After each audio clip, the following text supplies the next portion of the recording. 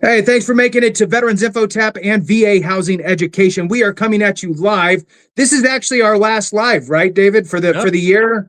Yeah, so look, it's the last live of the year. We wanted to reach out to you, wish everybody a happy holiday season, and just kind of talk through a little bit about kind of where we've been, where we're at, where we're going in 2026, and also kind of just a reminder, a cognizant reminder that, there's some of us out there that might need a phone call, might need just a check in, like, I hope you're doing well.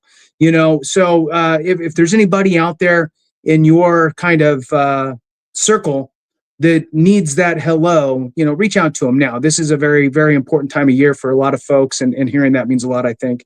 So, hey, David, thanks for jumping on. I love doing these with you. So thank you for inviting me to do this, and we can make this happen. So I'm going to kick it over to you to talk about some of the things, that have happened.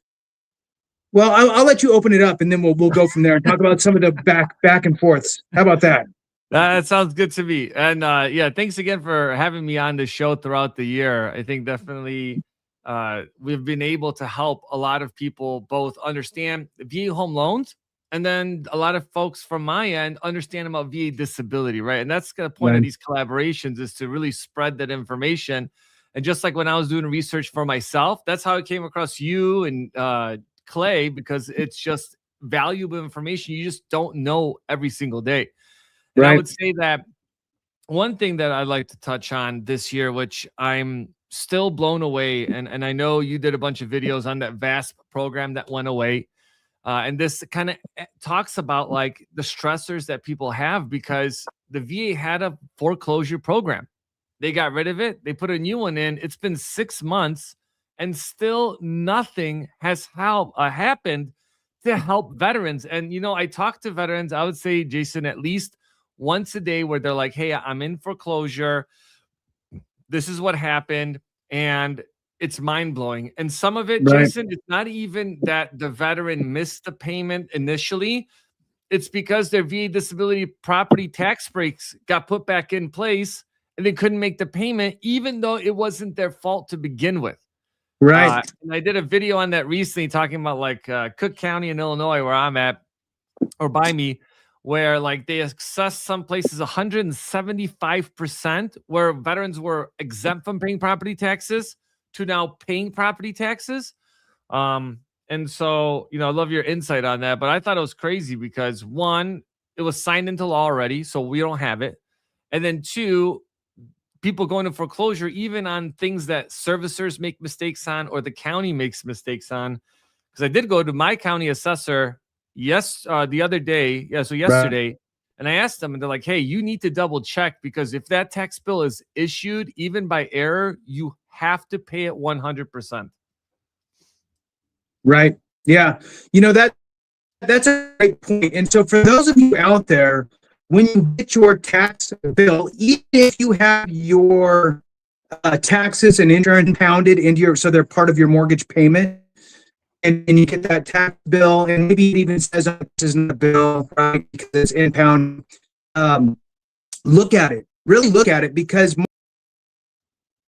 Oh, I think Jason got cut there for a second, so I will jump in. He will probably jump on in a second. Not sure if he got his internet wasn't working too well on that piece, but what he was saying, though, I got it, was that when you're looking, like every year, they're going to send your tax bill. Oh, here we go. He's back in. All right, Jason, welcome back.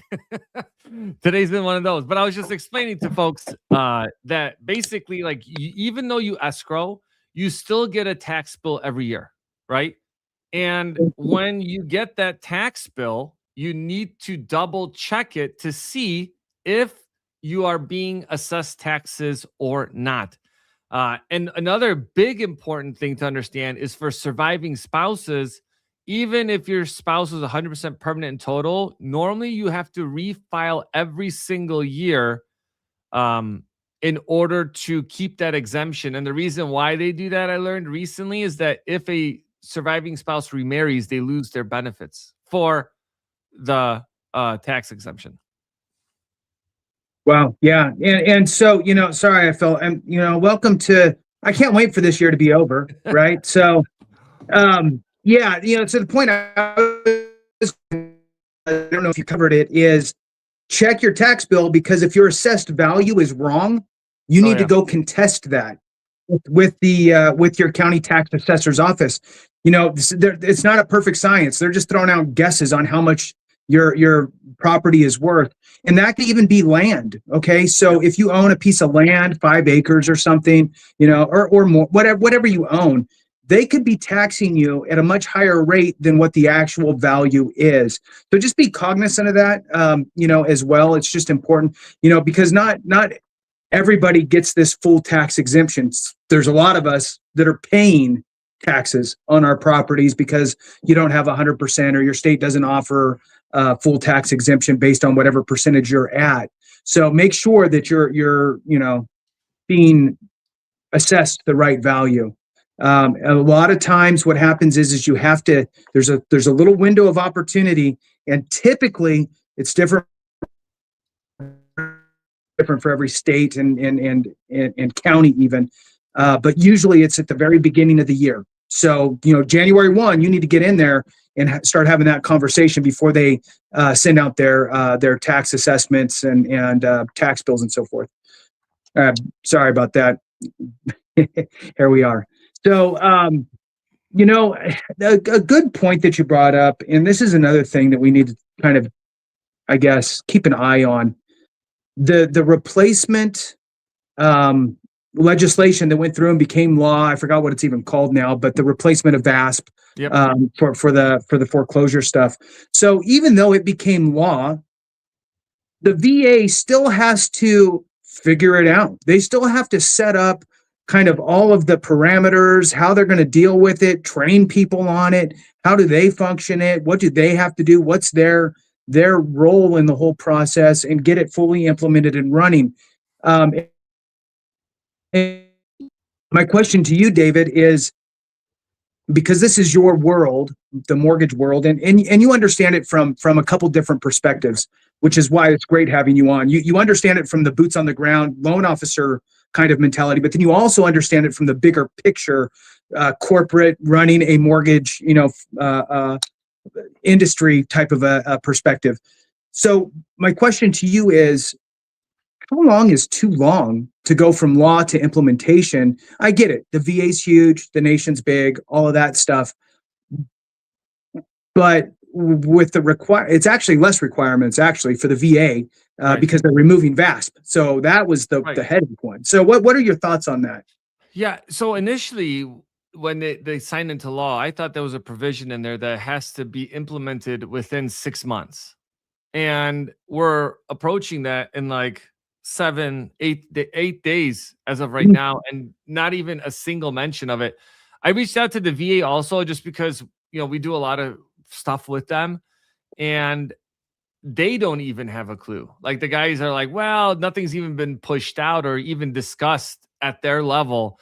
I think that 6 months is too long, because this program was there to help veterans. And now you think about it, like, people, since the law has passed, veterans have lost their homes, right? Mhm. It's foreclosure, like it's over with, right? Like they don't Right. have it anymore. So how do you then try to take that back? So I don't remember how long it took them to implement the VASP program, which I think was a lot more complicated program than Yeah. this one. Yeah. That I don't remember. I should actually look that up to see, like, when the bill was passed and how long it took them to implement it. Seemed like it was pretty quick. Yeah, that's what I feel like. It was announced and then it was like implemented. So Figure out what they were going to do, so, and so again, I guess for everybody out there that's watching, this is why it's important. And here's the thing. I get it. A very small portion of us are going to end up in foreclosure or need that type of assistance. like 50,000 However, right now. right, it's to 50,000. So it's a big number. It's a big Right. number, but compared to 18 million or 17 million veterans, that's a very small number. So the point though is that even if you are not in need of it today, heaven forbid, right, that you ever need it in the future, but it's good to know that it's there just in case. But also, almost more importantly, is so we can be that resource for somebody else, right? A friend, a brother, a cousin, a grandfather, whoever, right? Somebody you ran into at Starbucks and you're talking to them about whatever, and they're like, yeah, having some troubles, whatever. This is just one of those things. It's just another piece of knowledge that we can share, right? And it kind of goes, David, to everything that I always say, and I've been saying this for so long. If we don't take care of each other, something went wrong. And I truly believe it. I was saying this just so people know, I'm a former accredited veteran service officer, ran a team of accredited reps, did stuff from the state down. And I've been saying this for a decade before I did my first video on YouTube.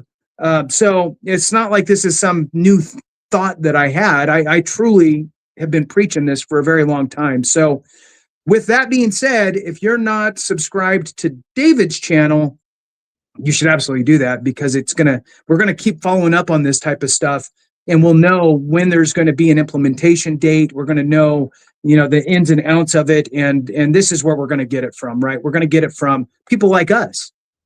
Quite frankly, the VA is not going to come knocking on our door saying, hey, we figured it all out. Here you go. Right. Right.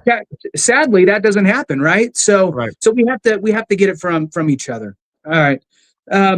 Did you have anything else you wanted to add on the foreclosure stuff before we kind of shift gears a little bit? That's good. And the funny thing for everyone that's listening out there, like I also had I asked you, Jason. I remember I was like, where did you come up with the tagline? And you're like, you know what? I was actually doing it way back before when we met up not that long ago. So yeah. No, that's pretty good. I think that's good on the foreclosure part. What's been going on with VA disability changes, and if you're seeing things coming up until next year? Right. The biggest thing, and we've been talking about it for a long time, and even with you on the channel, is, the rating schedule changes, and, it's a roller coaster, right? So the reality is that these things are going to happen. They were supposed to happen. And this isn't just us saying it's going to happen. This is the information that's pushed out through the federal government, right? Through the VA, through the Federal Register. They have dates put in place. Now they're placeholder dates, but it gives us an indication on when they're going to implement things. They've kicked the can down the road several times. Right now, the last rating schedule that was changed negatively was the digestive system, and that was about a year and a half ago.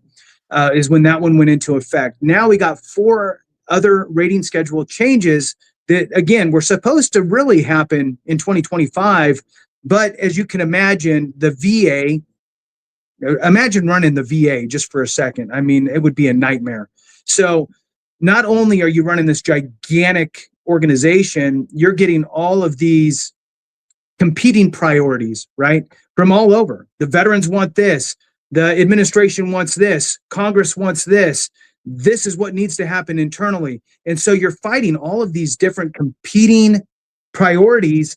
And quite frankly, you can only take on so much. So I believe that the VA just went, look, we gotta focus in, and we're going to work on these 4 or 5 priorities, and everything else can just sit.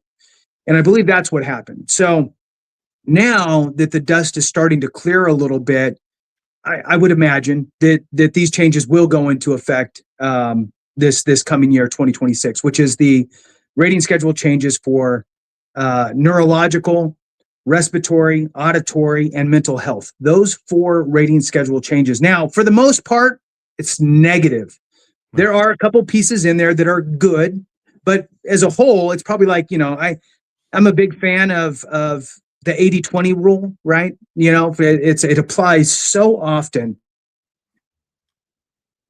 Everything, it's like 80% this and 20% that.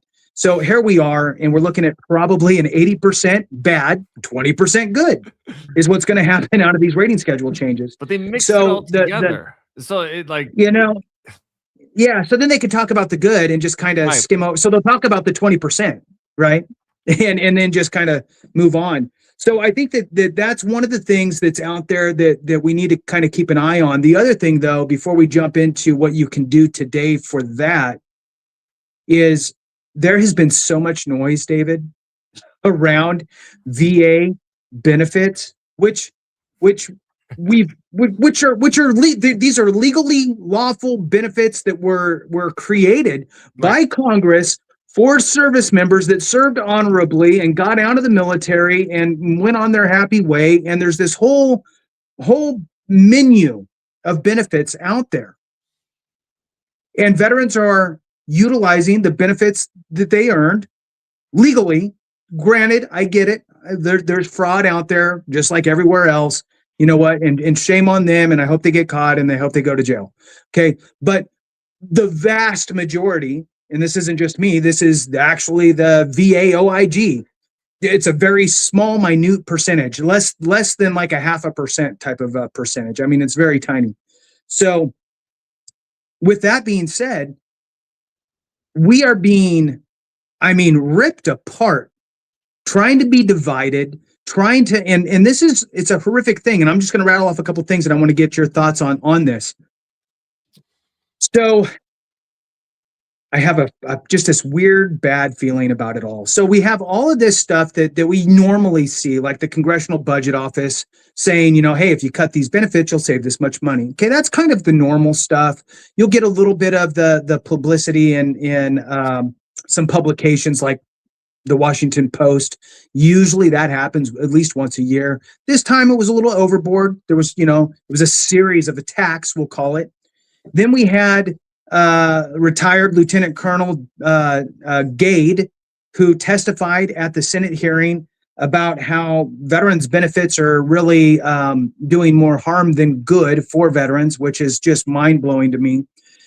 His rationale is way off base, and he comes from this position of really like he's up on some sort of a pedestal looking down at everybody and just shaming everybody for accessing the benefits that are legally there for them, which is I want to rip my hair out. It's like, how can you say this? I mean, look, I pressed the gas and went through the yellow light. There's nothing illegal about that. Right. So, you can't even, and it's not even that bad. I mean, you're going through green lights. There's no, so we have that going on. We have Medal of Honor recipients that are talking about reforms. We have congressional members that are questioning VA disability compensation. And so all of these things are adding up. I'm going to give this last piece, then I want your thoughts. Then we have this piece of legislation, you know which one I'm talking about, that now calls for, and this just irritates me, because it's really a good piece of legislation, right? So now there's a piece of legislation out there that calls for a $10,000 increase per year for the most disabled of us all, right? So the catastrophically injured, and also some 1% increases over the next 5 years for surviving spouses. Great piece of legislation. And you know what? Great. That type of stuff should happen. Then the question comes, well, where does the funding come from to pay for this legislation? And for everybody out there, well, it should come from the federal government. I mean, this is for catastrophically injured veterans, right? This is for disabled veterans. This is for people that served our country and gave a lot, right? So who should pay for it? Okay, well, so, let's track it back and let's be honest.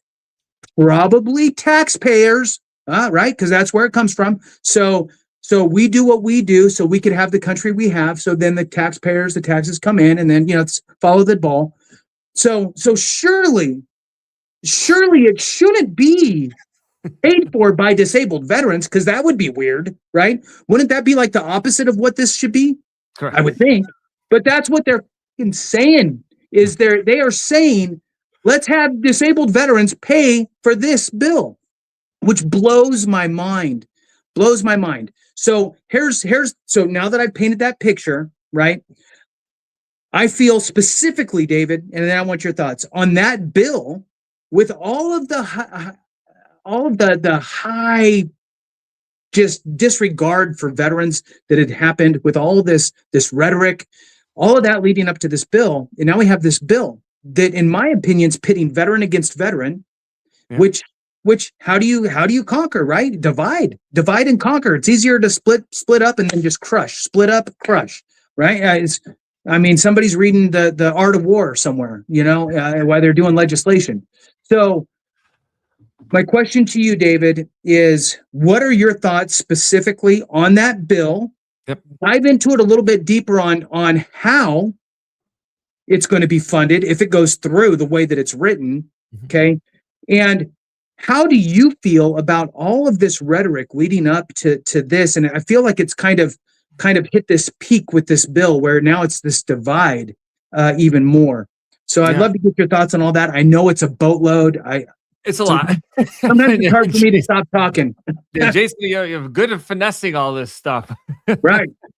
I'll tell you one thing. I think that a lot of the VA disability benefits and all of that, I think it's just a product of where we're at in society of like information, right? And a lot of people are talking about VA disability benefits more than they ever have, right? If you think about 20 years ago when the internet barely even existed, if it existed at that point, it was when I talked to veterans that, served back in Vietnam, they're like, I really didn't know I can file for VA disability, right? So we've had that awakening of VSOs and VFWs and channels like this where people are like, wait a second, I have access to all these benefits.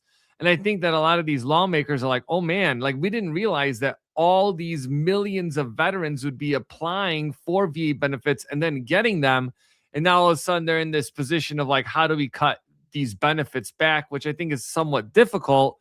But also, if you look at the VA's website, they have a statistical model that, right now there's like 18 million veterans, but that's going to shrink drastically over like the next 20 years, like significant reduction in the amount of veterans that are that currently are out there, right? I think it goes from like 18 million to maybe 8 million. Like, so that's a huge reduction in that piece on that. Right. So I just think just that whole awareness piece, and I think that's just kind of what's driving them crazy to figure out where they can save money. Now, to talk about this bill that they're talking about, I think is kind of crazy what they're doing with the bill where the top disabled veterans getting the $10,000. The way it's being funded is through the VA home loan. Okay. And the way that they're doing that is they're saying that any veteran that has a VA disability rating of 70% or less using the VA loan for the second time will have to now pay the VA funding fee. Okay. I know that so really quick, David, really quick. So really it's 10% to 70% because everybody else is already paying. Yep. So it's really the 10 to 70. So to frame that up, disabled veterans. Right. That's so the way it works today is that if you have a 10% rating or greater, you don't pay the VA funding fee at all, right? You refinance, you purchase a house, you do a cash out, you do a VA assumption, construction loan, whatever that VA allows, you don't have to pay that VA funding fee. This new concept, essentially what would happen is that the first time you use the VA loan and let's say you have a 10% disability rating or 10 to 70, you don't pay the VA funding fee per the standard norm. But the second time you use it, which would also include interest rate reduction refinance loans, cash out refinances, purchasing a new property, then you would go back to the old rules that if you don't put a down payment, you have to pay a higher VA funding fee. And that'd be the folks between 10 and 70% rated for that, which again, I think that's crazy. And that's what they're using basically to pay for this. And I know we've talked about it before, but just kind of keep in mind, like one of those benefits is that it's a main benefit for veterans to use the VA loan, that they don't have to pay the VA funding fee if they have a 10% or greater rating. And what I do want to remind folks of, because I do get this question a lot, especially from veterans that never filed. They're like, yeah, I was thinking about filing, but, I got life, family, and things like that. Just remember, a 10% rating is all you need, and that could be hearing loss. I mean, it could be a lot of things could be 10%. Jason, you would know more of like some of the common things that veterans have, but I know that I believe tinnitus is the #1 VA disability rating given. Is that correct? Yeah, that and mental health are like the top two, and kind of they do this, right? Okay. And on that note, right, the rating for tinnitus is proposed to go away, which means that now you would be safe if you already have it, but anybody Oh, new filing for tinnitus would not be able to on a standalone condition. They're going to remove the code and everything. yeah. Oh, this is the bill. Someone dropped it. Yeah. So you dropped it in here. Yep. So the HR 6047. So yeah, look it up because like there's definitely some pieces to that. And so with some of these changes that are happening, let me ask you, is is it better to wait and file for your rating, or is it better Mhm. to try to lock it in now? Right. You know what? I love how you use the words lock it in. You sound like a lender. So here's my opinion on it. The longer you wait, the more likely you're losing money, right? Yep. So you would let's just take somebody who has no rating at all, right? I've been thinking about filing a claim. I didn't think I deserved it. You know, that whole song and dance. And the reality is, yes, you do. If you served and you have a condition that manifested during service is a result of your service or made worse by your time in service, right? There's three kind of avenues there. If you meet that, you should absolutely file. Now, here's my key kind of point here, David, is file an intent to file. That is a placeholder. It gives you 12 months to develop your claim. In other words, get all the evidence you need. Do not rush this. I have seen too many times where veterans just get excited, right? I mean, it's like we all do. Once you know that you want to do something, you start doing it. You want to get it done, and don't shortchange it. Don't cut corners. Make sure you fully develop that claim. Get all the evidence that you need in, and then be able to file that claim appropriately. You got 12 months to do it. You're not going to lose a nickel. You have that placeholder for your effective date. Now, here's the key. Once you do that and you get awarded your claim, now I'm going to also throw this out there. Most of the people you see on YouTube that talk about claims stuff, usually they're just talking about, hey, this is what it takes to get your service connected, right? You're going to get service connected. These are the things you need to do. Service connection, service connection, service connect. Cool. Yes, we get it. Service connection. That's a good thing. You must have that. But there's actually two other things that you should focus on in your development of your claim, in my opinion. And again, former accredited veteran service officer, did it for 10 years prior to even doing a video on YouTube. So when I think about a claim, David, I think about accomplishing three things. One, service connection, obviously.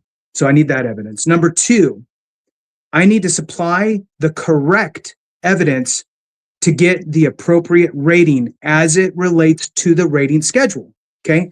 Because just because I say I'm diagnosed and I show my diagnosis and I show my service connection doesn't necessarily mean that they're going to be able to look at that and figure out exactly where I fall on the rating schedule. So I would work with my doctor with the rating schedule, get the information from the rating schedule into my doctor's notes, or have them complete a DBQ, disability benefits questionnaire. That's what that form is actually for. And really make sure that I'm hammering home the severity level, again, as it relates to the rating schedule. Now, if I meet the criteria for a 30% rating for a condition and not the 50%, that's fine. At least I know that I meet the criteria for the 30. So let me make sure that I document that exact criteria, because the VA is looking for that. If they don't see it, then they're going to drop you down to the lower one. Now, you can roll the dice and hope that you can, get it done in the CMP exam, but that's not the preferred method, right? The CMP exam should just tighten the screws on what you've already submitted. Don't rely on it to build your case, if that makes sense. So number one was service connection. Number two was the appropriate rating. Now, the third thing that you should absolutely be working on when you submit your claim, and this is, again, you don't hear this, at least I don't see it to the full extent of this is what you need to focus on up front, is proving that your condition is static if it is. Okay. So if your condition is a condition that is like, I've been going to the doctor for the past 7 years for this condition, it has not gotten any better. We'll just use migraines. So I've had migraines for been rated, or not even rated, because you're filing your claim. So, but I've been treated for migraines for the past 7 years, and it's been exactly the same bad the whole time. I want to make sure that I document the severity and that it's static for that length of time, more than 5 years. Why? Because the VA is looking to see if your condition is static or not. Now, if you just provide my last month's medical records, and there's no mention of I've been being seen for 7 years, right? Then the VA is like, okay, cool, you got migraines, cool, you got diagnosed, cool, we got your severity, but we're going to put you on a plan and we're going to see you back here in the next 2 to 5 years for a re-examination, because we don't have enough evidence to say that your condition is static. So now you have a re-examination. If you have a re-examination, you have a potential for a decrease.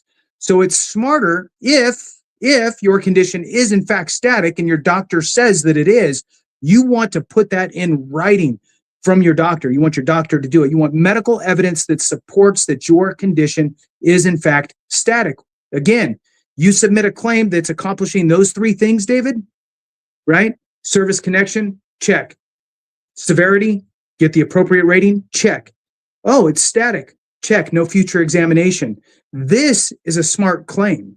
This is setting yourself up for success. You're not having to file an HLR. You're not having to file supplemental claims. You're not pushing it to the board, spinning your wheels, having all of that headache. So it's just so important. Now, to just one more thing on your, I know this is a long answer. So should people file their claim now? Yes. And in the event that the rating schedules change and open up the door to maybe a potentially higher rating, well, now you're ready to do that. You file for an increase based on the current rating schedule, whatever that is. But at least you have a rating today. That is the most important thing, is get into the system, get your rating done today. Now I'm going to flip the script for you, David. Uh-oh. Can I add to it? Go for it. Go. Yeah, let me add to what you said. So when I talk to a lot of folks that are talk to a lot of folks that are transitioning out of the service. So I work, a ton of people reach out like, hey, I'm getting out of the military. I want to buy a house. And then I ask them like, hey, so you're filing your BBD claim? And like, yeah, I have. And I'm like, all right, have you reviewed the CMP exam? And they're like, or the DBQs. And they're like, what's a DBQ? And I'm like, so you didn't do any research. And then and to your point, and why I when you said that, I was like, man, like, because you don't, the difference between mild and moderate, do you know the difference between mild and moderate back pain? That can be a difference between a 30 and 50% pain. So when you review your documents, you're able to tell that. And it's just the smallest, like, 3 out of 3 days out of the month versus 5 days out of a month of having migraines are 2 different ratings potentially, right? And that's why it's so important. It's just like you're doing research, just like you research a home loan, just like you research buying a car, right? You're researching what it is that you're getting into, right? You're gathering that intelligence to be like, what questions are they going to ask me? And the other bigger part, I think, especially if you've done a CMP exam before, is the lack of questions they ask you. Yes. Right? That's probably the biggest, because like you go in for eight things and they spend 15 minutes with you on all 8. You're just like, are you kidding me? Like, that's what happened. Like, I don't know if you recommend bringing a DBQ in with, or like one that you've like already went over, just to be like, hey, I just want to make sure we cover everything, because I may have a memory problem. Right. Yeah, absolutely. That's a good point. And I have my shorter answer. Uh-oh. So I know. So yes. So the tip for a good CMP exam experience, right, for a veteran, is 1, make sure that you actually put in the work up front when you filed your claim and you did everything appropriately and you took the time to develop that claim. Why? Because it helps your mind understand exactly what you're putting together. And when you know what you put together and you show up to the exam, right? You've looked at the schedule of ratings. You've had conversations with the doctor. You know where you sit in that world. So you're already 10 steps ahead of everybody else. Then, yes, take notes, right? The doctor might not take them from you, but you can take notes. And look, it might feel weird. And that's what I always kind of think about and hear is, well, I feel kind of, it feels weird to walk in with, a bunch of notes, to walk in there. Just go in there with them and just say, hey, I hope you don't mind. I brought some notes because this is really important to me. I don't want to miss anything. And they're like, oh yeah, sure, no problem, right? And then you can just really make sure that you're hammering home on all of the information that they need. 100%. No, Man, that's that was awesome. cool. Yeah, because you definitely don't want to go in blind. No, not at all. No.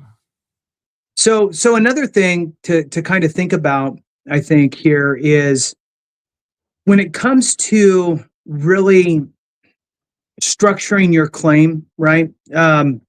It's nice to have a second set of eyes. Okay. It's nice to have a sounding board. It's nice to make sure that you're not missing anything.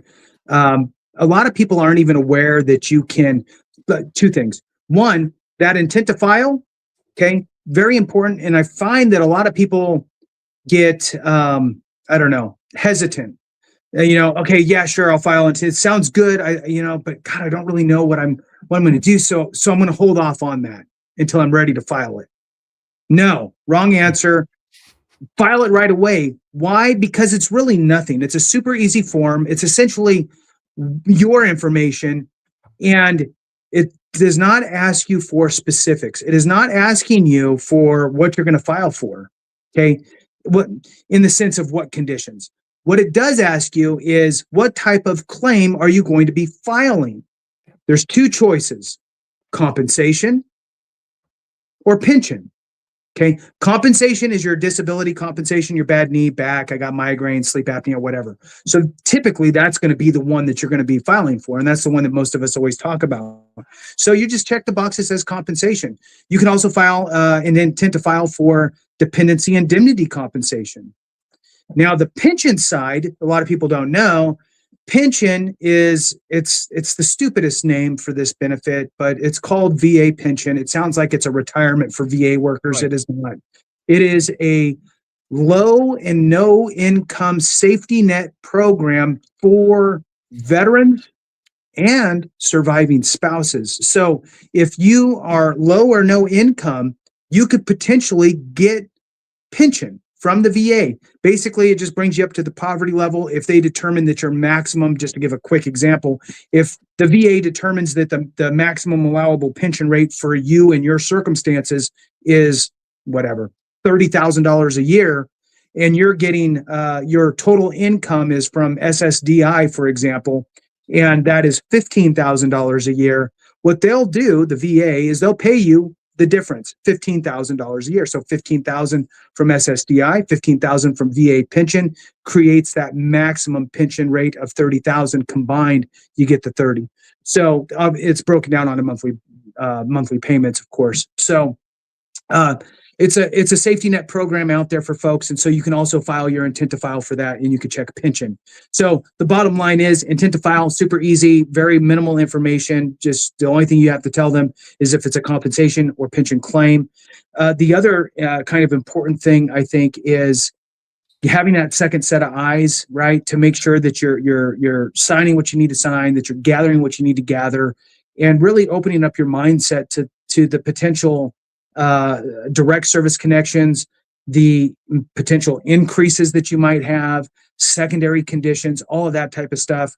Like always, I always suggest try to find a free accredited resource out there to help you through it.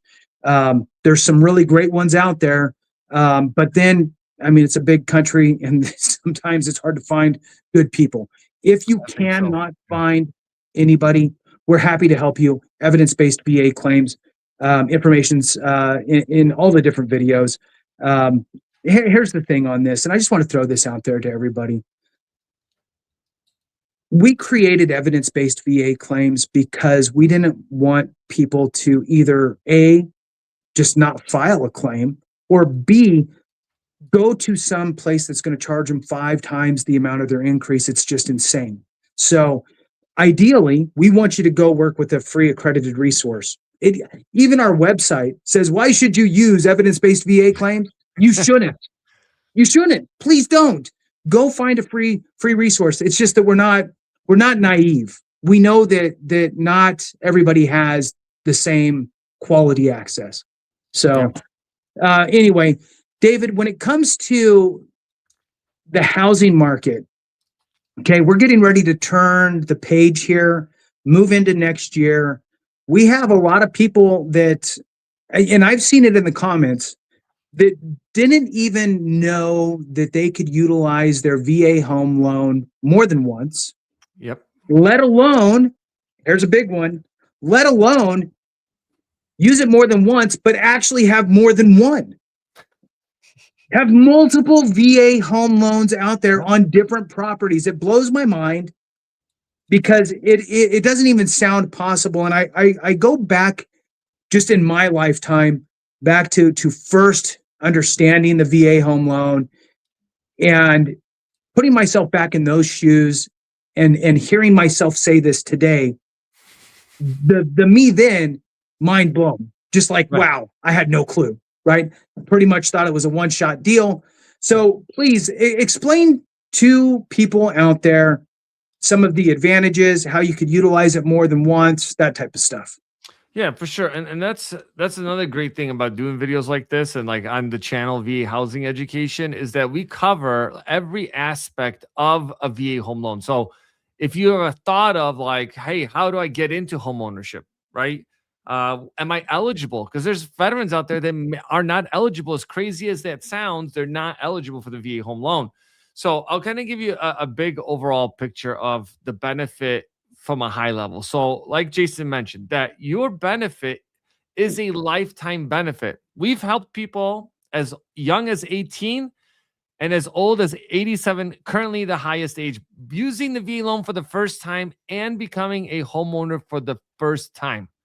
So, which is crazy. And that's thanks to the channels like this, where they're like, oh, wait a second. I thought my VA loan expired because there was a time that it did expire.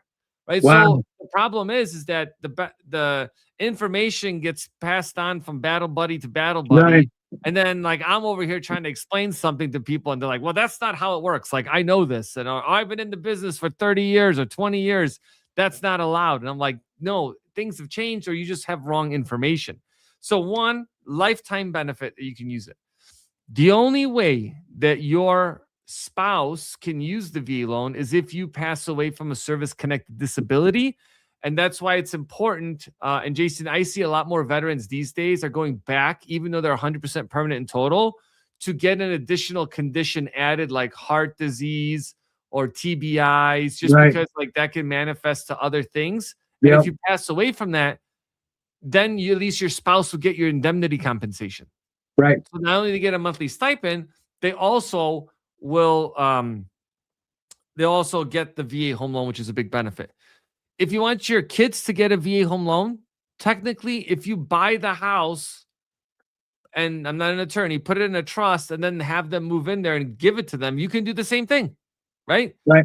So there's a lot of different ways you can use that. And with that second part you mentioned about, you know, having multiple VA home loans. So next year I did a video talking about the VA loan increases for next year. And why I say increases is one, there's two sets of VA rules.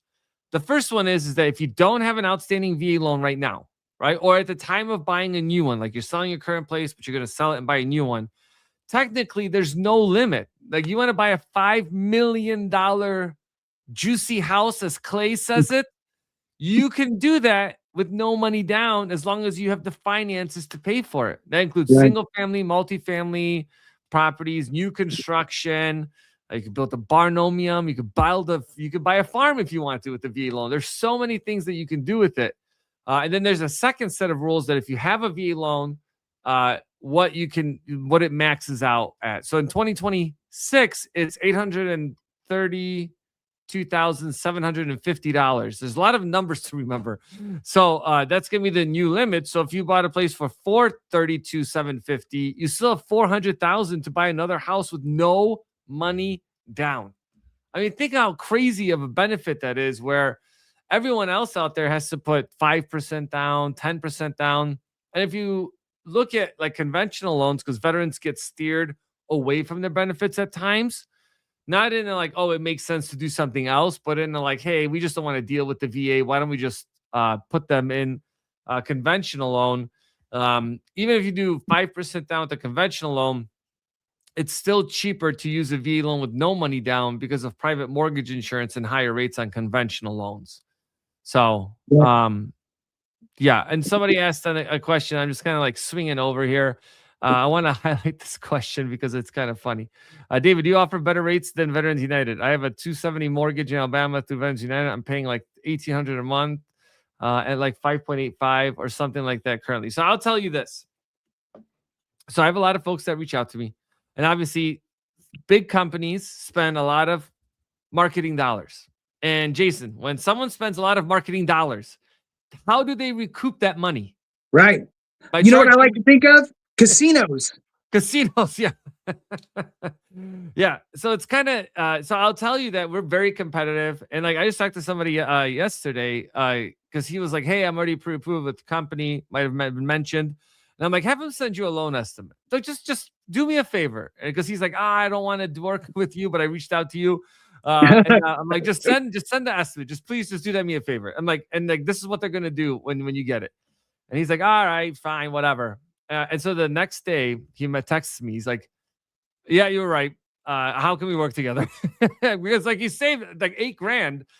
And so anyways, so it's just like you save a ton of money because we don't have those marketing costs associated with it. So always happy, and I can help you across the country. You can schedule a call with me down below or go to my channel. All my videos have a link to schedule a call with me, and happy at least to go through some options. Because Jason, not everyone's ready, right? And I want you to call 6 months or a year out because at least then you know where you stand. It's just like with VA disability. It's that if you don't prepare for it, like, yeah, file your intent and then prepare for it, right? Gather all the evidence, put everything together. It's the same thing with the VA home loan. It's you got to put the time in, which kind of leads me into the next part of 2026 is that I would say, Jason, a lot of people are talking, not complaining, talking about like home values are too high, prices are too expensive. But what I'll tell you is that most people that say that can become homeowners, it's the issue is their spending habits. They spend too much money on things that they don't need to spend money on. And that's where the challenge comes in. Because if you think about it, for every $600 a month you spend, roughly equates to $100,000 in purchasing power. So that car that you have, that's $1,000, is like $175,000 mortgage that you can have. Right. And the push to file for disability by understanding what the county allows for property tax breaks is that you're like, oh, well, if I cut back, sell my car, and just buy a car cash for $8,000, now I don't have a car payment. I filed for my disability. I work with someone that could help me get through that, maybe get an increase or rating or whatever you need to do with it. Then you understand like, oh no, I can get to 100, which a lot of people have recently for some reason. They've gotten to it. Now they're like, hey, I could actually afford being a homeowner now, right? And you clean up their finances, they get back pay, they clear out their debt, and they got a fresh start. And you don't necessarily need to have disability to do that. You just got to buckle down and focus on what's important to you, because what's important to me, what's important to you, Jason, and for you, individual viewer, it's all going to be different. We all have different priorities, right? Some of us want to be in one place without moving, right? We don't want to listen to a landlord telling us what we can and can't do, right? It's a lot of power in taking control of your financial future. Right. And the other kind of point here is that VA home loans are not just for single family residents. Right. Okay. You could purchase a 2-unit, 3-unit, 4-unit property. You could purchase a condo, townhome if they're approved by VA. Which, by the way, we do those VA condo approvals. There's no additional cost to you, which other companies charge you like $1,600 to do that. And we do them all the time. So you can literally buy any single condo you want. And for the older veterans, you can use a VA loan with a condo for VA condo approval in 55 plus communities. Just important to know. Oh, nice. Yeah. See, so look, and here's the thing. It's kind of like there's two different, there's all kinds of different groups, but we have the younger veteran who's getting into their first home. right? Then you have maybe an older veteran who wants to downsize. The kids moved out, everybody's out of the house, it's you and your spouse, and you have 5 bedrooms and, all this stuff. Maybe you want to downsize, right? So now you could go ahead and move into a smaller home or a condo or, 55-year and up community type of thing. Then also, guess what? Your VA home loan on your other home is assumable. And if you want to let a child or other family member assume that loan and carry that one on because they want to move into your house, well, there you go. So there's a lot of different options when it comes to it. One of the things I wanted to talk about real quick is you mentioned people getting rated to get their conditions recognized by the VA in the event that they were to pass away, so that way their benefit could be carried on by their surviving spouse. So what I want to throw out there to folks is, for anybody out there who has life insurance on themselves, right? It's not cheap. And the older you get, the less cheap it is. It costs a lot of money you try to get a $500,000 policy or $1 million policy when you're in your 60s, 70s, it's ridiculous. However, the point that David made about dependency indemnity compensation, the point here is that if you have a service-connected condition that basically attributes to your death. Okay. Now, the way that this works, dependency indemnity compensation, let me throw out a couple of dollar figures for you guys real quick so you can really understand what this is. I look at dependency indemnity compensation kind of like an insurance policy. Okay. Like an insurance policy that pays out like a monthly annuity. Okay. Yeah. So you don't get this big lump sum. You just kind of get this monthly thing. But it's also impacted by COLA. So it will adjust upward year over year. So just to give you some quick dollar amounts, it ranges anywhere from $1,699 per month all the way up to well over $3,000 per month, depending on different, we'll call it add-ons. Okay. So for example, a child added on is $421 to the $1,699. If you were married for 8 years, and this isn't a DIC video, but just give you kind of an overview. It's an extra $360 if the veteran was rated 100% that whole time. If you need aid in attendance as the surviving spouse, for example, you get another $421. So the numbers add up. And here's the basics of it. And there's more to it. Okay. So again, that's my disclaimer. There's more to it than just this, but this is enough to at least get you aware. There's really 2 main qualifiers. One is the VA looks for cause of death being a service-connected condition. So if the veteran passes away due to a service-connected condition, and there's a nuance here that I'm going to tell you about. So if the veteran passes away due to a service-connected condition, the surviving spouse can apply for and most likely receive dependency indemnity compensation. Now, the nuance is there's 2 spots on a death certificate. There's cause of death and there's contributing cause to death. So this is a very magical form, okay? Here's the example. The VA considers both those the same. So let's just say Vietnam veteran has hypertension. Hypertension is a presumptive condition, by the way. So if you have hypertension and you served in Vietnam or any Agent Orange kind of area, you just show that you have hypertension. You show that you served in an area that's Agent Orange, and they're going to grant you service connection for that hypertension. So now years go by, boom, you die from a heart attack. Well, the death certificate should, and if not, you can get it amended. You should have it say cause of death, heart attack. Contributing cause to death, hypertension. That's what you would need for proof for the VA. So that is an avenue. So for example, you could only have hypertension as your VA disability compensation rating. That waives currently the funding fee for the home. Boom, you pass away from a service-connected condition. You get your DIC. The loan passes over to the surviving spouse, can carry that stuff on. So there is so much value. It's unbelievable. I'm going to give you a dollar amount here in a minute. The other way is if you're rated 100%, including TDIU, for 10 years, 10 years and 1 day, you can pass away from anything. It doesn't have to be service connected. You can walk and get hit by a bus. Yeah.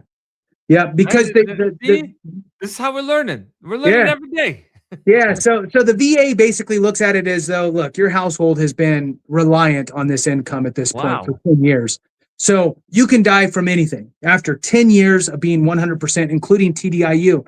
There's actually some nuances to that as well.